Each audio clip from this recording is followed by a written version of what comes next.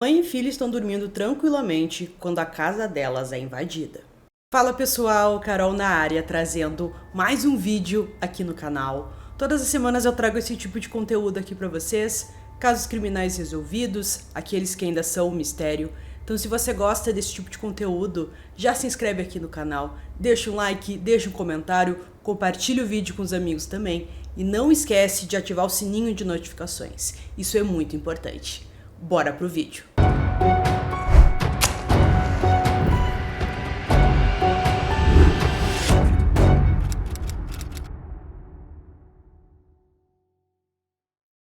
Em 2003, o casal Kimberly Cates e David se mudaram para a cidade de Mount Vernon, New Hampshire, na Inglaterra.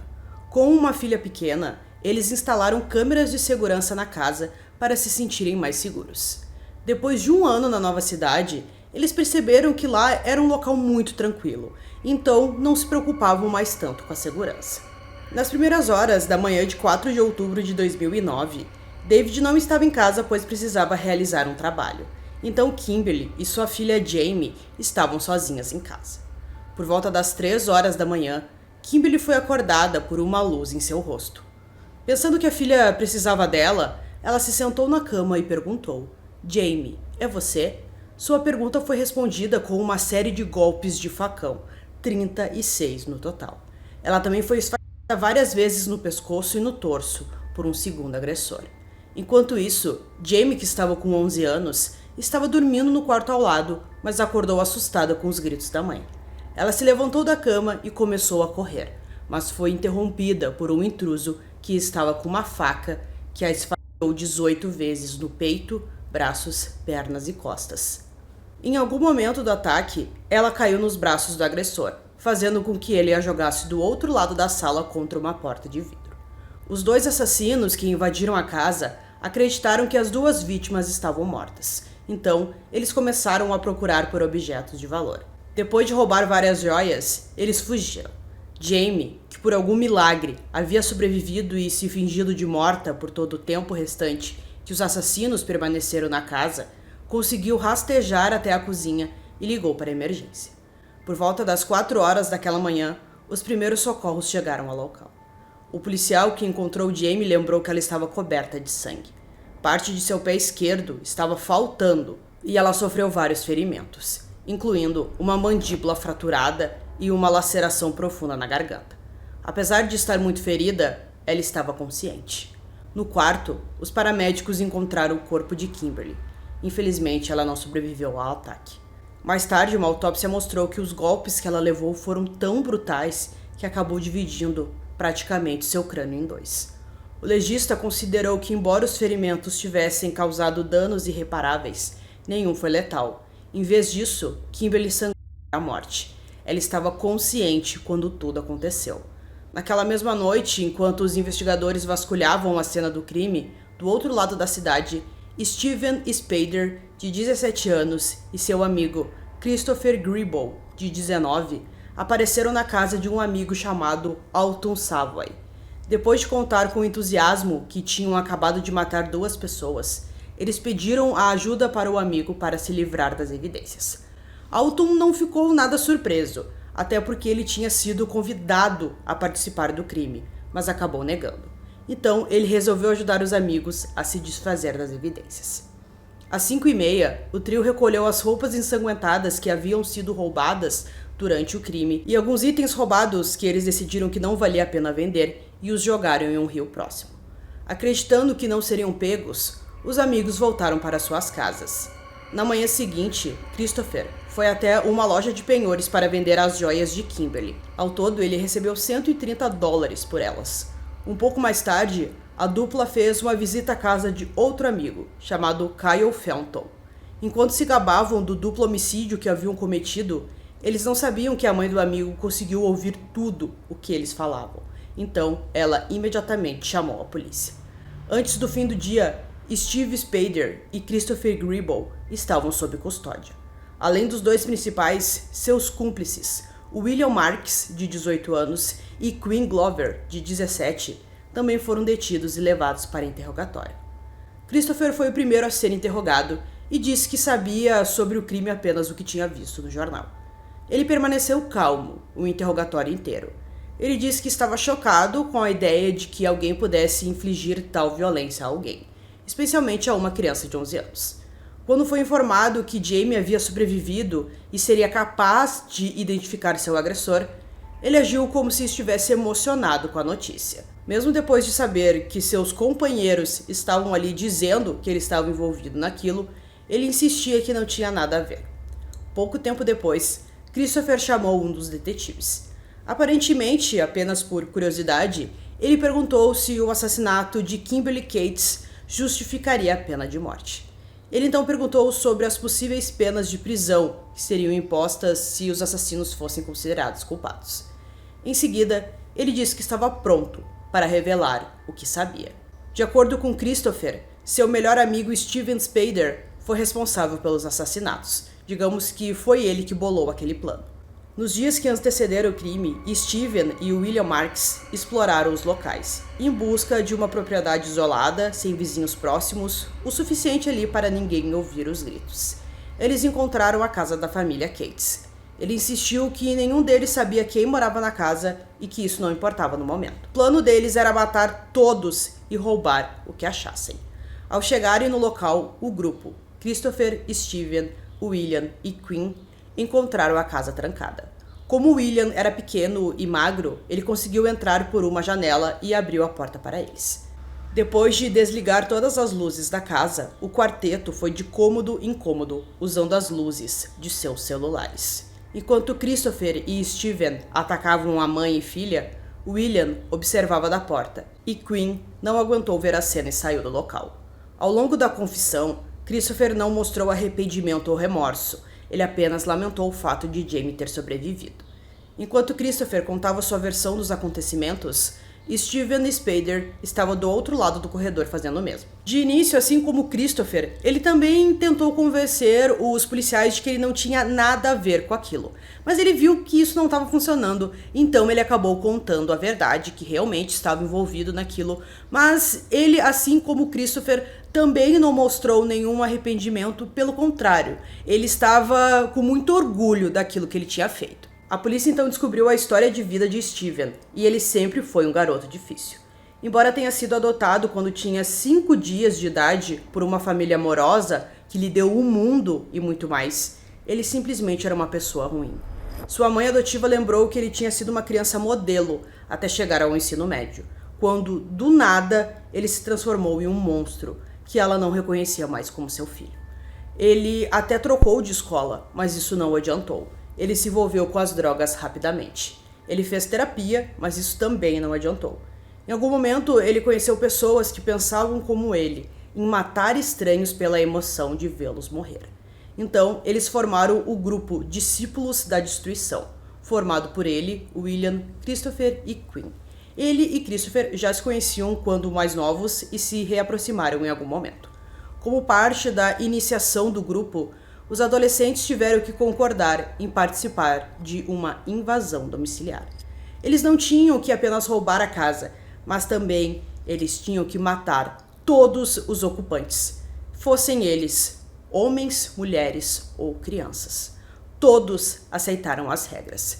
Embora Christopher hesitasse em admitir a culpa, Steven prontamente confessou seu papel no assassinato de Kimberly e na tentativa de assassinato de sua filha. Em vez de demonstrar remorso, ficou chateado consigo mesmo por ter cometido o erro de escolher cúmplices cuja a incompetência em deixar para trás uma testemunha viva levou, é claro, à sua captura. Enquanto os suspeitos eram entrevistados, uma busca estava sendo realizada no carro de Christopher. Dentro do veículo, os policiais encontraram um machado, uma caixa com sacos de lixo, uma pá, luvas, cordas, roupas camufladas e um recibo da loja de penhores com a data daquele dia. Na conclusão do interrogatório, Steven Spader foi detido sob custódia e acusado de homicídio em primeiro grau, tentativa de homicídio, conspiração para cometer um homicídio, conspiração para cometer roubo e adulteração de testemunhas. Seus colegas presos na prisão do condado contaram mais tarde às autoridades que ele se gabava do crime. No julgamento, William, Kim e Alton testemunharam contra Steve. em troca de sentenças mais leves. No depoimento, William disse ao júri que o réu costumava compartilhar suas fantasias sobre invadir uma casa e massacrar os ocupantes. Ele não apenas queria matá-los da maneira mais horrível que pudesse, mas supostamente queria cozinhar seus restos mortais, se o tempo permitisse. Essa alegação reafirmou a caracterização de Steven pelo promotor como um psicopata. Em novembro de 2010, Steven Spader foi considerado culpado em todas as acusações e condenado à prisão perpétua, sem possibilidade de liberdade condicional. O juiz, sem se conter, disse-lhe abertamente que ele pertencia a uma jaula agora. 2 anos depois, após mudanças na lei que negavam a prisão perpétua sem liberdade condicional para aqueles que cometeram seus crimes quando menores, Steven tornou-se elegível para uma pena reduzida.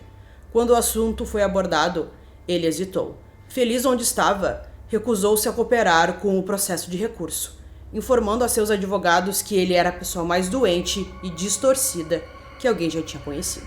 Ele não queria reduzir a pena. Seguindo em frente, sem ele, sua equipe jurídica solicitou a redução. No final, Steven foi condenado a mais 76 anos. Em 2013, ele ordenou que seus advogados retirassem todos os recursos. Hoje, ele está preso em Nova Jersey, onde permanecerá pelo resto de sua vida. Quinn Glover se declarou culpado de roubo e conspiração para cometer roubo e foi condenado de 20 a 40 anos de prisão. William Marks, que observou da porta os ataques cruéis a Kimberly e Jamie, se declarou culpado de conspiração para cometer assassinato e roubo. Por seu papel no crime, ele foi condenado de 30 a 60 anos. Preso, ele escreveu uma carta sobre seus pensamentos. Sempre mantenho um machado ao meu lado, procurando meu próximo homicídio. Alton Savoy, que ajudou no encobrimento, foi condenado a cumprir pena de 5 a 12 anos por impedir apreensão e conspiração. Ele recebeu liberdade condicional em 2012. Christopher Gribble, embora não seja o líder, pode ser tão assustador quanto seu amigo Steven. Quando enfrentou um juiz em março de 2011, ele exalava arrogância e maldade. Ele admitiu que estava consumido por pensamentos de assassinato desde a infância. O alvo de suas fantasias assassinas naqueles primeiros anos era a pessoa com quem ele mais era próximo, a sua própria mãe. Ele tinha raiva da mãe por considerar sua disciplina muito rígida. Segundo ele, a mãe o agrediu algumas vezes e ele disse também que a mãe tinha, digamos que a mania de estourar as suas espinhas que ele tinha nas costas, principalmente. E para ele aquilo era uma espécie de tortura. Ele também disse que uma vez foi obrigado a aspirar toda a casa e ele achava aquilo muito errado. Então, coisas comuns em um filho ajudar a mãe em casa, para ele era uma espécie de tortura e aquilo era completamente errado. Ele relatou como queria cortar pedaços dela e ouvi-la gritar. Ele também se perguntou como seria jogá-la em um tonel de água fervente ou sufocá-la com açúcar e colocá-la em cima de um formigueiro. Christopher também foi levado a um psicólogo, mas sem sucesso. O profissional ignorou quando ele disse que queria se tornar um estuprador em série. Ele também contou a ele sobre seu ódio profundo por seus pais, especialmente pela sua mãe. Ele deixou claro ao terapeuta que gostaria de vê-los mortos. Na opinião do terapeuta, ele não era um perigo para si mesmo ou para os outros. No final de seu julgamento, ele foi considerado culpado de homicídio em primeiro grau, tentativa de homicídio, conspiração para cometer homicídio, conspiração para cometer roubo e adulteração de testemunhas, assim como seu amigo Steven. Por seus crimes, ele foi condenado à prisão perpétua, sem liberdade condicional. Christopher apelou da condenação, alegando que não tinha entendido que tinha o direito de permanecer calado. Embora seus direitos tivessem sido lidos mais de uma vez e ele tivesse reconhecido verbalmente que entendia tudo ali, ele apenas estava tentando manipular todos. De forma assustadora, Christopher declarou no tribunal que caso algum dia ele fosse libertado, ele não poderia garantir que nunca mais mataria. Jamie e seu pai ficaram na casa após o ataque. Para sua proteção, eles pegaram um cão e utilizaram um sistema de alarme. Na esperança de garantir que Kimberly nunca fosse esquecida da comunidade, um torneio anual de golfe foi estabelecido em seu nome. Os lucros desse evento de caridade, que acontece todos os anos no dia do crime, vão para um fundo de bolsas criado para estudantes locais que desejam estudar o ensino superior. Jamie se formou na faculdade e seguiu carreira na área da saúde. Uma jovem feliz e com os pés no chão, ela já superou há muito tempo os acontecimentos daquela noite terrível, em que um capítulo de sua vida foi encerrado e agora outro foi aberto. Embora ela carregue as cicatrizes físicas e também emocionais feitas por aqueles assassinos naquela noite, pelo resto da vida, é claro, ela se recusa a permitir que eles a definam. Então, pessoal, concluindo esse caso aqui para vocês, terrível a gente imaginar que pessoas tão jovens podem ser tão ruins a ponto de fazerem aquilo que eles fizeram naquela noite. Todos ali são completamente culpados, aqueles que não participaram e que não contaram para os pais ou até mesmo para a própria polícia também são tão criminosos quanto aqueles que estavam dentro da casa realizando aquilo. Então a gente fica feliz pela Jamie, que tinha apenas 11 anos, ter sobrevivido e que ela deu a volta por cima, conseguiu ali fazer uma faculdade, enfim, seguiu sua vida mesmo tendo acontecido algo tão grave. Então eu espero que vocês tenham gostado desse vídeo. Esse foi mais um vídeo aqui no canal Durmam Bem e até o próximo.